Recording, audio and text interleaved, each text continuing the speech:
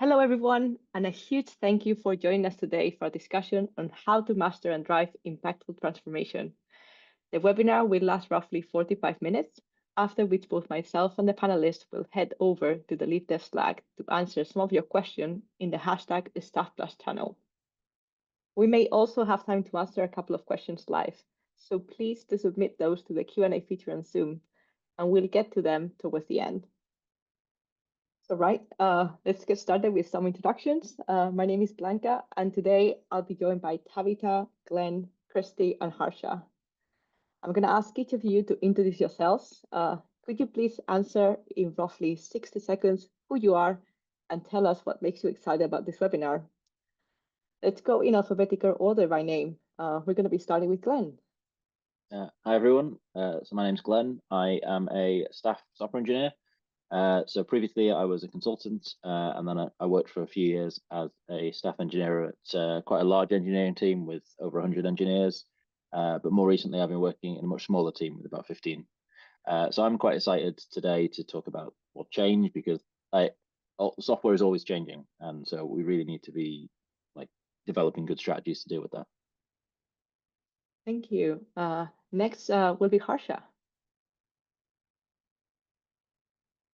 Hey, I'm Harsha. I work for Notion, and before this, I worked for Twitter and Meta.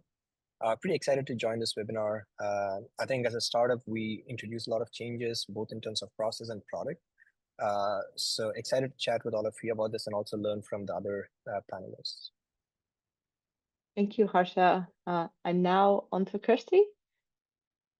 Hello, everybody. I'm Christy, and I work for Netflix as a site reliability manager leader at Netflix. I've been there for about 4 years. Before that, I was at Google for about 7 years, and before that, at the federal government. So one thing that has been very constant for me is change. I've moved every 3 to 4 years of my life. I was a soldier even before that. I'm super excited to talk about this today because change has definitely been something that I've been facing a lot of. One, things are always moving super fast at Netflix, so there's always a lot of organizational type of change going on with the business. But also, I think it's important to balance that with the change that we experience in our lives. And so for me, I've been balancing that with becoming a mom. So balancing life change and balancing work change and looking for new beginnings with those changes. So I'm excited to talk about this with you all today. Thank you, Christy. Very wise words. And lastly, Tabitha. Everybody, Tabitha Blagden. I'm a director of engineering at Maven Clinic, which is a late-stage Series F startup. It's the largest global digital health company for women and families in the world. So my organization owns the company's core product, the virtual clinic, and we drive clinical outcomes for those women and families. So it's been a very fulfilling place to be. Previously, I've led engineering for some fintech companies and startups within the Silicon Valley, like Digit and Tally. And then I've also had a career in finance. So kind of like Christy, have made some changes as well career-wise and have taken, I think it actually makes you a much better leader when you have a variety of experiences. So I'm excited because I think for anyone to be successful as a leader and just impactful, you really have to learn how to manage change, especially in the tech world. Innovation and change is constant, right? And we need to be able to adapt and move our teams fast enough. And so I'm really excited about, helping with sharing some of my learnings and best practices and managing some of the struggles as well as some of the positives. And I think this skill is just a really important one for all leaders to have. Amazing. Thank you, Tabitha, and thank you, everyone. So change is inevitable, but leading it effectively is a game changer. As a senior IC or engineering leader, you're just not adapting to change, you're driving it. But how do you overcome resistance and ensure smooth transitions without derailing your team or losing momentum? Let's go and hear it from our panel. And we'll be starting with our first topic for today, which is how to confidently prepare for and lead impactful change. I'm going to start with Christy. What strategies do you use to prepare yourself and or your organization or team for a change? Yes. So I think it's really important to socialize change. And I think it's important to seek out some advocates, some early advocates that you can kind of recruit to kind of be on your side. So when I have a big change that I want to announce to my organization, I always go and seek out advocates, 2 or 3, and I let them in on the change before the rest of the staff so that they have some time to process, digest, and they can help me to deliver the message more effectively and make sure it lands well. They can back me up when tough questions come up. So that's one thing I do is I socialize. The other thing that I really like to do is I like to be vulnerable, especially if the change is not something that I would have chosen for myself, but it's kind of something that the business has selected for us. I like to be vulnerable and share that with my staff. This isn't the way that I would have done things, but I think we can still be successful this way. And I'm completely on board with what the business has decided. So I'm very clear and upfront with them, letting them know, hey, this isn't what I would have done.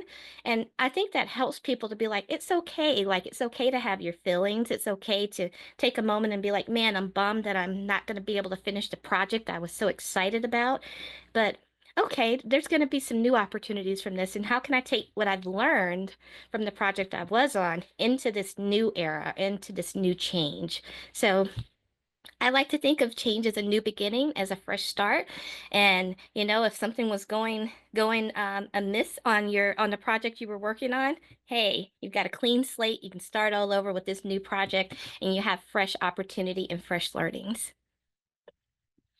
Thank you. I really like the framing of, hey, this might not be something that I agreed initially, but we can do something with it. We're going to be seeing the rest of our panelists also kind of speaking about this in giving more detail. Thank you for that. We're going to move on to Glenn and go with what tactical tools do you use to drive a decision or a change? So when I was thinking about this, I think a lot of the tactics have like a common strategy under the hood, which is like knowing why a change is happening and being able to really understand that. Like if you're making a change for arbitrary reasons, then you're going to have real difficulty selling that to anyone, including yourself. So really making sure you understand like why the business or why whoever is driving for a change or why you particularly are advocating for a change. And then once you understand the reason, I think the key tactics that have worked well for me is really focusing on the problem. So if I can say, okay, right, this is the problem we're trying to solve, and then this is how we're proposing to solve it, then that gives people 2 distinct things to disagree with.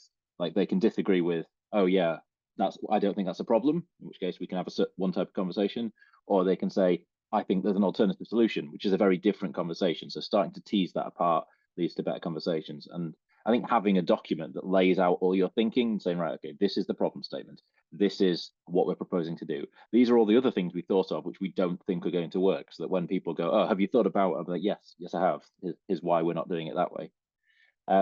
And then when you're about to socialize a document like that, a good tactic, and this is similar to what Christy was saying about sort of getting those champions, is doing a little bit of back channel prep, like saying, okay, I'm going to make sure that like some key decision makers have seen this document, like a draft of it before I'm just going to publish it to the whole organization, so that, people who might be directly affected or things are not going to be caught off guard by seeing it. And on a different sort of approach, really, another tactic I found works really well for change is what's often called like paved paths, or I've heard it called the pit of success as well. So basically, if you want people to change their behavior, like changing people's behavior is really, really hard. So A, do it for a good reason. And B, can you make it easier to do the right thing than to do the wrong thing? If you can do that, then your change will be very, very easy. Thank you, Glenn, and yeah, absolutely. Like it ties back with Christy, with how Christy started with socializing. I think the communication aspect is really important, and also Christy mentioned giving people time. Do we change very quickly?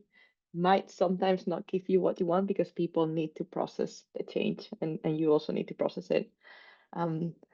We're gonna go to our next topic for today, which is about key psychological insights to anticipate and mitigate pushback.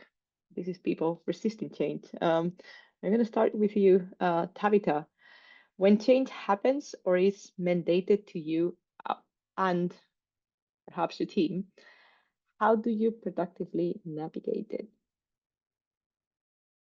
Yeah, I think that's a great question. I would say, like, as a leader, situations like this where you have to kind of carry the flag of a change that you may or may not agree with is one of the hardest things that a leader needs to learn how to do, and like handling any sort of disappointment or pushback from the team.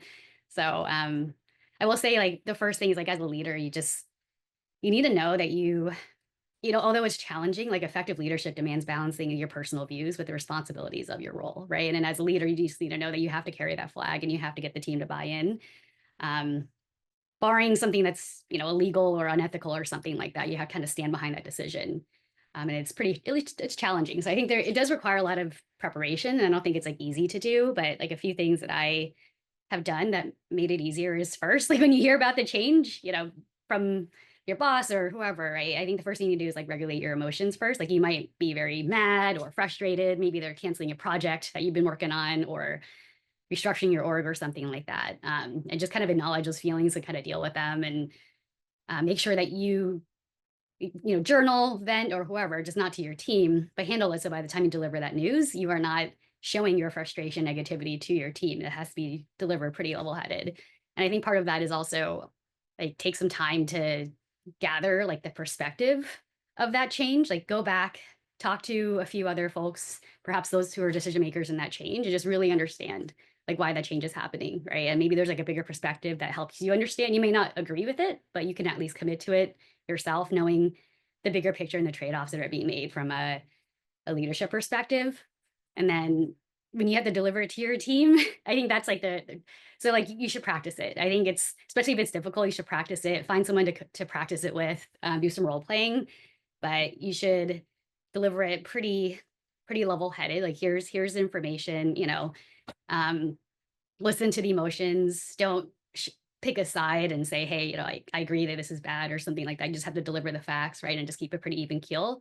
But I think the most important thing is you just need the team to move on. So I think one thing I do see is some leaders, they might fall into like a vent session with their team or just start kind of like, and that's something you want to avoid, because the more that you do that, whether you agree with the emotions or not, it prevents the team from moving on, right? They just need to be able to move on. So you kind of have that balance, right? Where you have to, just weigh, you're the leader and you understand where your team is coming from and be empathetic, but you have to help your team move on.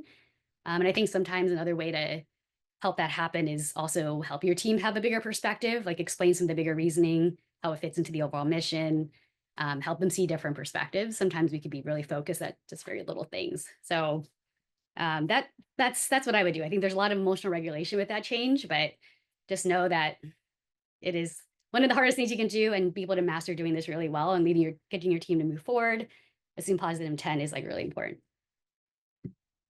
Thank you. I see a lot of nodding in the rest of the panelists. I think we don't mention enough the emotional aspect, not just on our teams, but also on ourselves as leaders and how we need to show up. Because if we're emotional, people will get that, and it will just kind of go downhill from there. Yeah, I also like your point of you have to help the team move on, because the more you stay in that limbo, it's almost like the more resistance, the more, kind of the behaviors you don't want will crop up. It kind of gives them that space. Yeah, exactly. And like kind of getting into that venting swirl with the team, right? That just causes more negative swirl and distraction. And it doesn't help the situation. So just yeah, there's that balance. Yeah, I see some questions popping up in the Q&A. We're going to be going to Harsha, and then we'll move to the Q&A. And there's some very relevant things there. So Harsha, how do you navigate differing viewpoints when getting input on a decision? Yeah, I think that's a pretty good question. So the happy path here is your proposed idea and initiative, and everybody agrees. But we all know that that's not how it plays out in reality.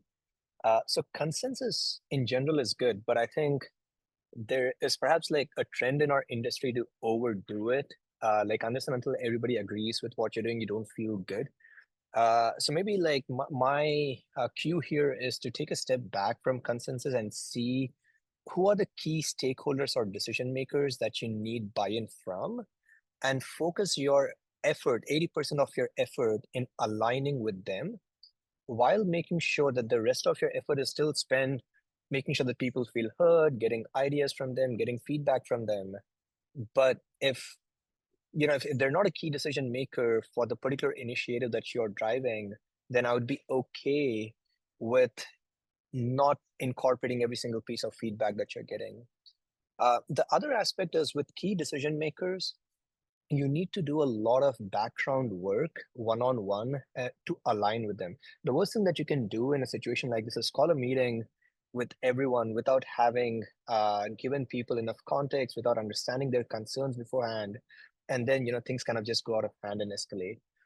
You need to understand what are the incentives for each of the key decision makers, and then frame the problem that you're trying to solve, frame the initiative that you're trying to lead in such a way that they see the benefit to them. So everybody has their own incentives. So you need to frame your problem in such a way that it aligns with their incentives. Then finally, if there, still there are differences, you should see what data you can pull to kind of like prove the value in your point of view. And even better than that is if you just pilot with a small group and get results from that pilot to show the impact of what you're trying to do, then it's much easier for you to get buy-in and scale it across the board. Amazing. That's fantastic. Thank you. I think it's very true that we're so used to just having to have everyone say yes. That is just like truth like that there. We're gonna move on to some questions. So the first one, it's not tied to anyone. So raise your hand physically or unmute yourself, and we can all answer. How do you deal with sabotage? And they say example, people with toxic attitudes poisoning the well for others. Would like to take that, Glenn? I really like this question. And actually reading it, one thing that struck me is, so I have in the past been accused of being that toxic person. And I certainly where I was sitting, I didn't think I was being toxic. People were saying to me things like, oh, you're bringing us problems instead of solutions. And I think if you're the person who's driving a change, it's important to look at someone who's being, say, very negative or raising up objections and saying, right, is this a toxic person, or are they raising real points that I just don't want to listen to? And being able to separate those two ideas. And like, if fundamentally this person is just being awkward, like, this change, like the things they're saying do not align with the goals of the change or are not priorities for the company, then, maybe it's down to a people management issue. But I think I guess the danger I'm saying is don't just write someone off as negative, as toxic because they disagree with your change. Make sure like you spend a bit of time understanding like where's that coming from? What are their goals and why are they raising these things? And then once you understand that, then you can dismiss them, dismiss their concerns or address them if actually maybe they've got real things they're worried about. Thank you. Tabitha. Yeah, that was a great response from Glenn. I think from my perspective, TLDR, you need to act quickly and address the situation because I'd say toxicity is very, very dangerous for a team. And so me with a person, right? Give them feedback, right? Help coach them and try to get them to turn around and assume more positive intent and not spread some of the negativity. But if you don't see change quickly, I have found the best practice has been to take action quickly, and kind of get that person off the team. So I think when I've seen it happen and drag on for too long, it can literally completely change a team and even several teams around them in a very, very negative way. And it's really hard to come back from that when, for example, let's say there's a divide between managers and ICs, right? It's hard to get that trust back when a lot of that has spread. So that would be my advice, is act quickly. So. Thank you, Tabitha. I was reflecting on, you're moving quickly, and then what Glenn mentioned about being accused of being that toxic person. In past roles for me, being principal engineer or senior engineer in a team, I think there's an art of kind of learning how to frame your questions, but also when it's appropriate to raise concerns. Because I've seen sometimes like change announced in a big room, and I've raised a question. It doesn't land well with the person who's proposing the change, but also with the audience. So you have to kind of almost also kind of create those relationships, those one-on-one times where certain questions will be answered in a very transparent way, and you will get what you want. and also the person will get the information needed. If it might be a critical concern, but it might also be just that you need to see the broader picture, and that's fine. So I think this, if you're a senior IC, don't hold your questions back, but just think of what is the most appropriate situation. Sometimes it's over a coffee, actually, and not in front of the entire engineering team. The next question we're going to tackle, it says, do any of the panelists have experience integrating systems thinking, complexity science principles in change processes? For example, the iceberg model or the value flywheel?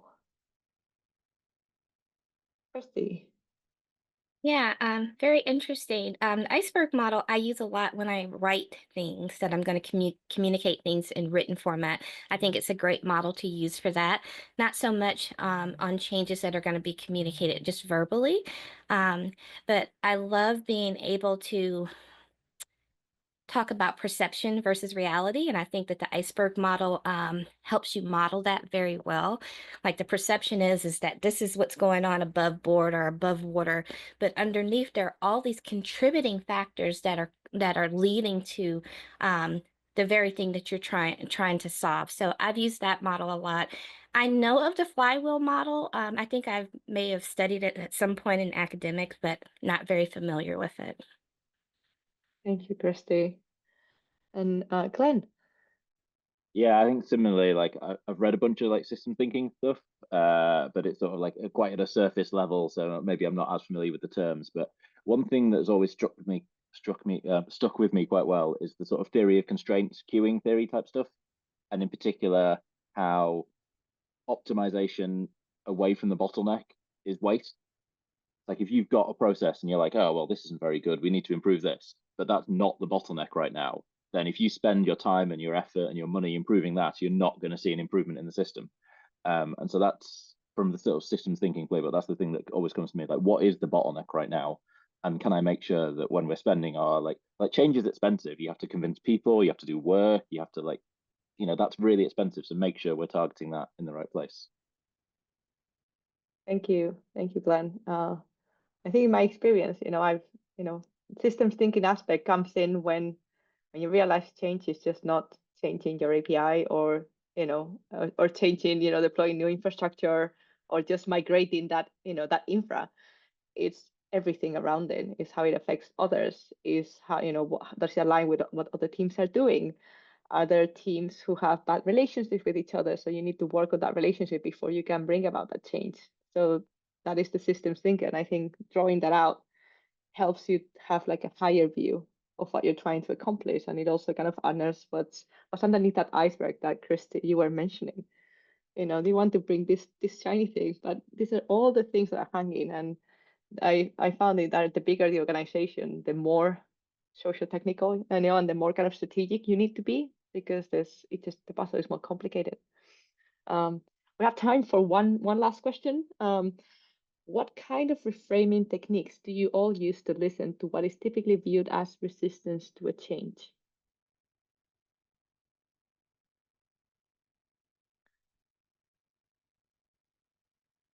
Yeah, I can jump in here. Yeah, I think it goes a little bit on some of the question I had before. I think so reframing techniques. So what I've noticed sometimes with teams, like we're very focused on our own little world of ownership, and it could be just one little domain area or something like that, right? And a lot of, if you're several layers, below, let's say executive level, right, you're not going to have the bigger perspective.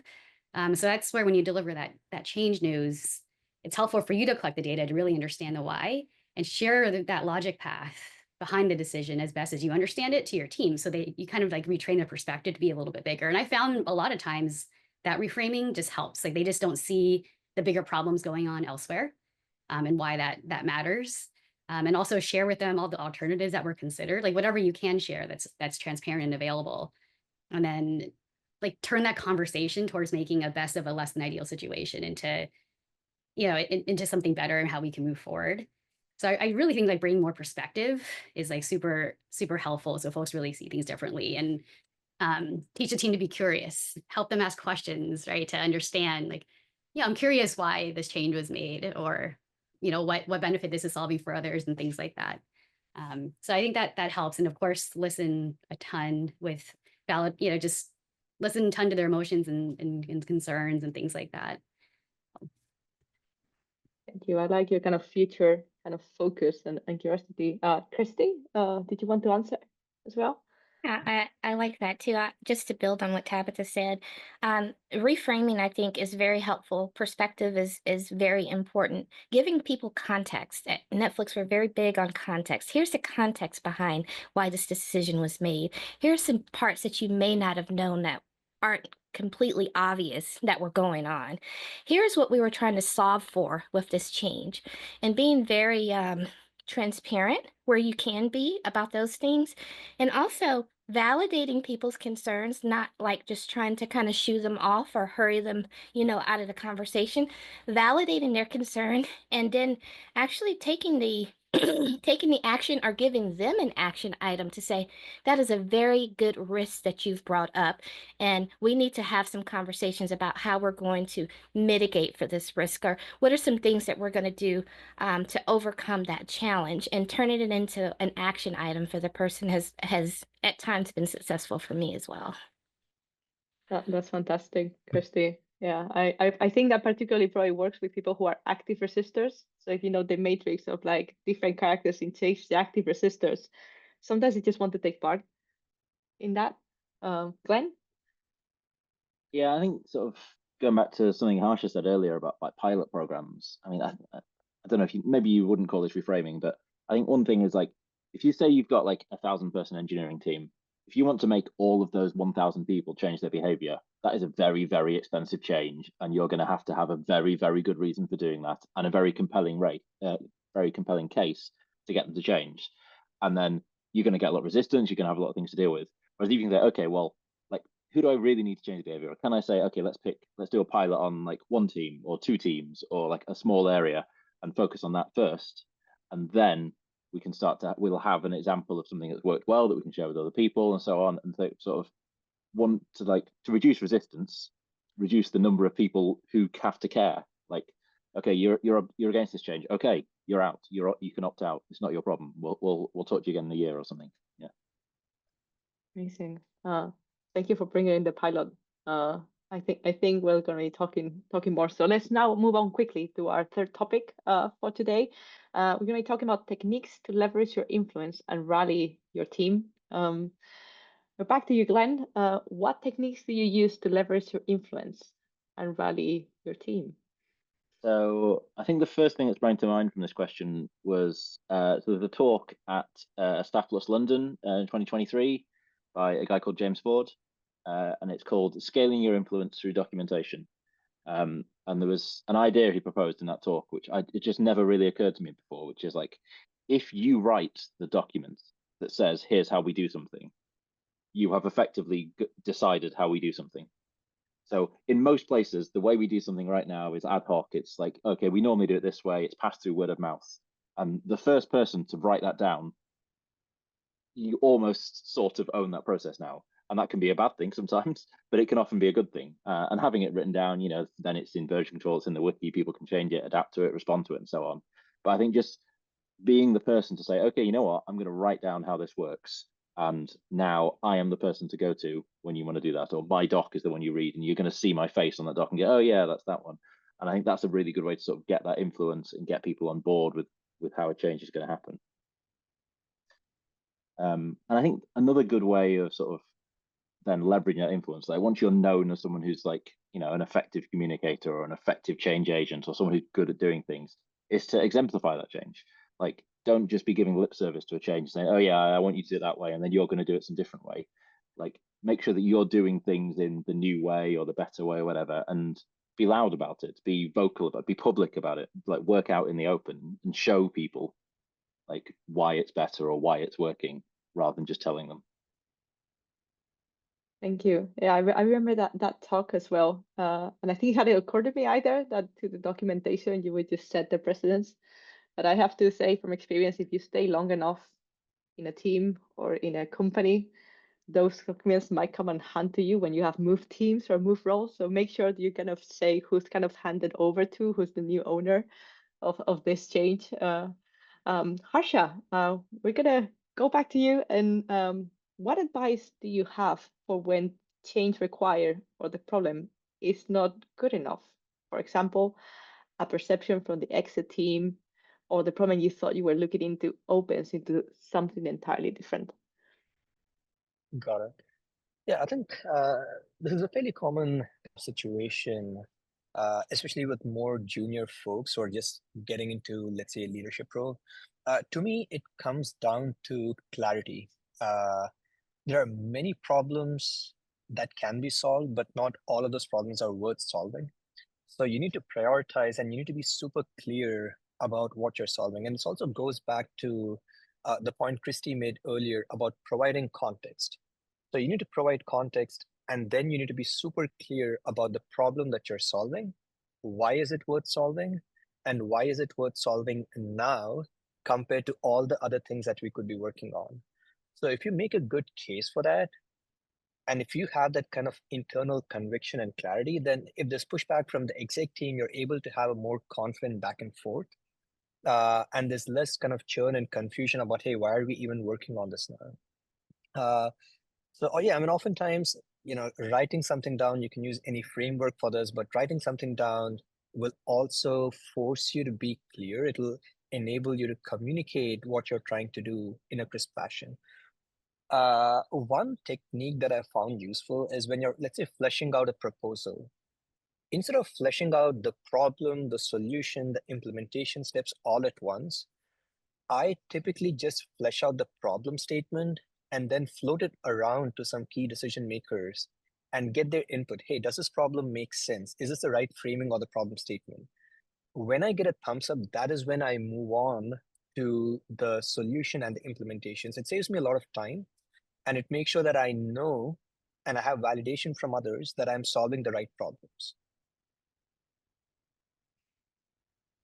Thank you. Let's now move on to our last topic for today, the importance of change advocates and where to find them. Christy, what strategies do you use to socialize decisions and change effectively? Yeah, I think it's important to, how they say, know your audience. If you know your staff well, you should already know what people on your staff are going to be more sensitive or less sensitive to the changes that you have ahead. And so that should help you be able to kind of seek them out and bring them along on the journey with you, empower them with some responsibility. Like I like to remind some of my more tenured people, hey, you're one of the more senior people on the team. People care about what you think, and the way that you go, a lot of other people are going to go. And people don't often realize it. I manage up as well, and I oftentimes tell people that I report to, your words are very heavy. So when you speak to my staff, and be careful about your words, because to you maybe you're just speaking casually. A good example, I just went through a reorg, and we changed the name of the team. And so the team is very sensitive, for obvious reasons about titles and things like that. One of the team's names that we split into has the title SRE in the team name. My team doesn't have SRE as part of the team name. And so as my leader was speaking to my group, they were saying, oh, in the SRE team, and then the core team, critical operations reliability team, they're like, so do you not consider us SREs anymore? So realizing the weight of your words, I realized I got off on a little bit of a tangent there. It's also really important, I think, to find not just advocates within the organization where you're going to be introducing the change, but also knowing if there are other leaders, close partners, other people that your team communicate with on a regular basis or have a really close working relationship with. If you can seek out some advocacy there too, that can be very helpful with implementing the change, because things spread fast. The news of change spreads very fast. And so if some of those people already know that that change is coming, a few hours before, or even a day before, and they can help to calm some of the maybe anxiety that may be induced from that, that can be really helpful too. Oh, I really like that of, using kind of the people around the team to kind of help manage that and kind of, move them forward, as Tabitha was saying, action. Okay, our last question for today. We're back to you, Tabitha. What can you do as leaders to enable change to happen and support it happening successfully? Yeah, that's a great question. Well, first of all, I think a lot of the points that I've heard like Christy and Harsha and Glenn share have been awesome. Like it's finding those advocates, right? And pilot programs and things like that. So I don't want to repeat that because I think those are excellent. Ultimately, know who your influencers are, right, in your organization. They could be managers, they could be ICs, but you know the people that influence others, influence them first, get them to buy in, at a high level. I think another framework that I love to share is something that it's actually, I don't know if folks have heard about Dr. Mary Lippitt. She's a leadership and management consultant, specializes in helping orgs navigate through change. Like she has this model she created called the Lippitt Managing Complex Change Model. I can send a link out with a PDF, but it's existed for a long time, but I think it's still very relevant in like a framework and helping leaders really figure out how to manage complex change. And it talks about like 5 components of change management. You have like vision, you have skills. So vision is, what is the vision of the change? What is the context? Where is this going? How does it, impact? And the skills, what skills do you need to make sure this change happens? Does your team have the skills necessary to get to that next level where the change is going to take the company or the team? There's incentives, right? That component of change, which is what's in it for them, what's in it for the team, what's in it for the company, where's the benefit?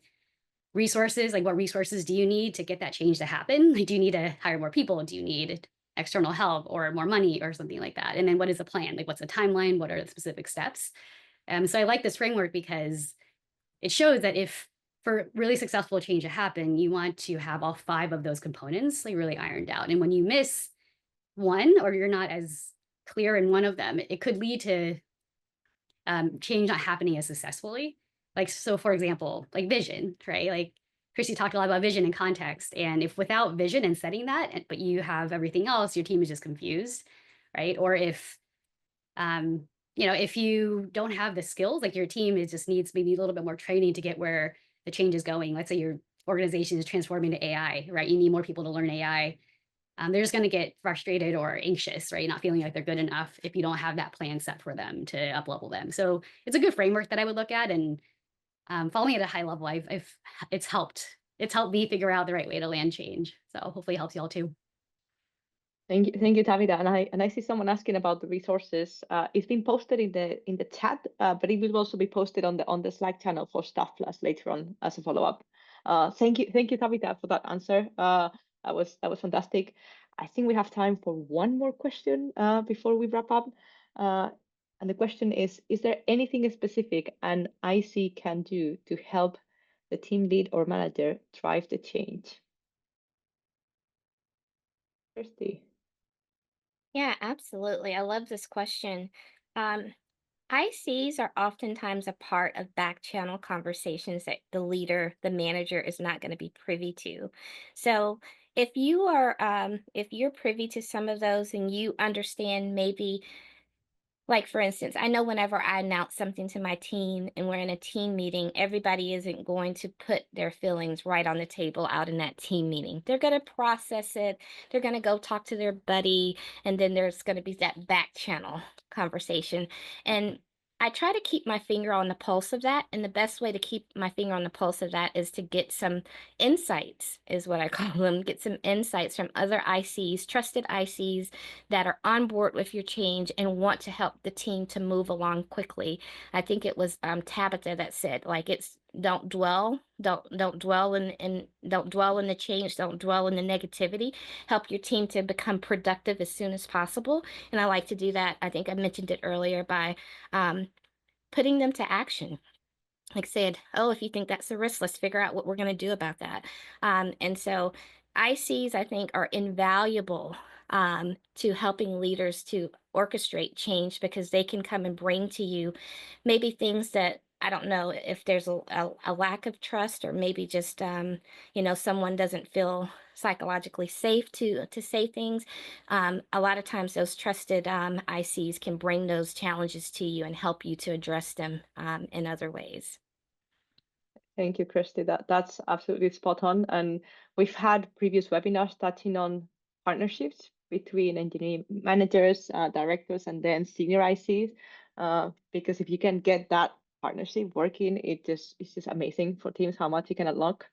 I think also very senior ICs they don't know it sometimes, but they can be super influencers in the same way you have like super networkers within organizations. Have people who are super influencers, and they are like role models that a lot of people look up to, even if they're not formally kind of managers. So I think, Glenn, you wanted to add something before we kind of end. Yeah. So Harsha was sort of talking about, like why should we do this change? Why should we do this change now?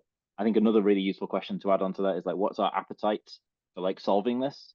Like, oh, is this like a 1 week problem? Is this a 1 month problem? A quarterly? Is this a 2 year initiative to solve this problem? And I think knowing that can feed back into, I don't want to say like failing a change, but like knowing when to abort or stop a change. Like if you know, okay, you know what, we had a clear problem statement, we knew how big a problem that was, we thought it was worth solving now, we had an appetite of 1 month, but we're 3 weeks in and actually it's not gone where we go. Like we know to pull the plug. And I wouldn't call that a change failure. I'd call that a success, really. Like we just, we tried, we made a bet. That bet didn't pay off, but we went into that with our eyes open. And a lot of like real failures I've seen have gone because somebody didn't pull the plug. They stuck with the decision they'd made because they hadn't set the parameters well enough. Yeah, totally. It's a sunk cost fallacy. I just have to go through. Okay, now we're gonna wrap up before we run out of time. Thank you to our panelists for sharing their insights. Now we're just wrapping up our panel. Let's please go around the room and summarize in a sentence.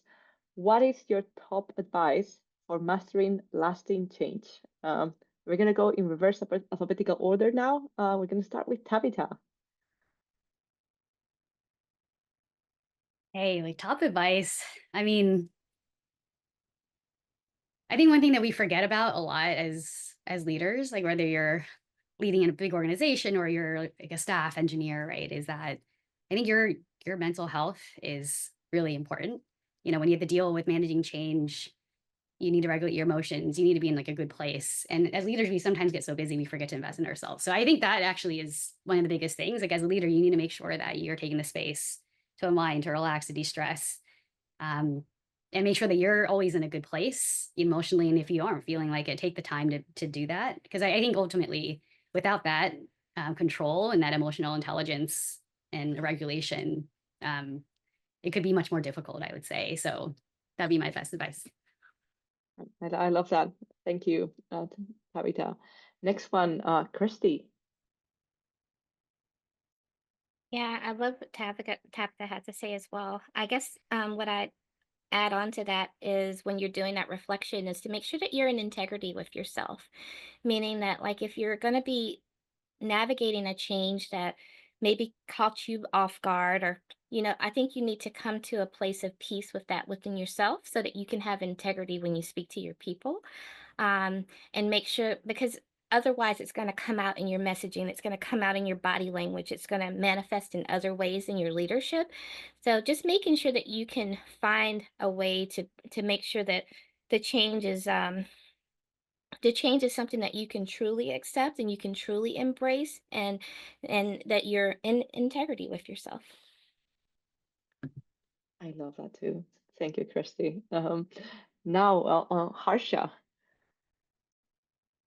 Yeah, I think my advice is to be really clear about what problems you're trying to solve, and then also pick your battles wisely. So know when to kind of push and when to walk away from a situation. Thank you. So good. And now to finish, Glenn. Thanks. Yeah, I think the reason change is hard is because it involves people. Like if you just change the computers, that's easy. That's not difficult. But change is hard because of people, and people have motivations, incentives, like habits, and so on. And so if you want to be able to like put your finger on the scale and really affect those, you really have to look at incentives. What are the incentives that are driving those people to do those behaviors? And can you work within those incentives, or do you have to cheat? Do you have to game those incentives? But ultimately, human behavior, a lot of it comes down to incentives. So spend time understanding those. That is fantastic. Thank you so much for all the good insights in today's panel. We're all going to be heading to the LeadDev Slack in the hashtag Staff Plus channel. So please head there, post any more questions you have, and we'll be there to continue the discussion. We're going to be back on November 12th for our next webinar on being influential. We'll be announcing the panelists very soon. Thank you.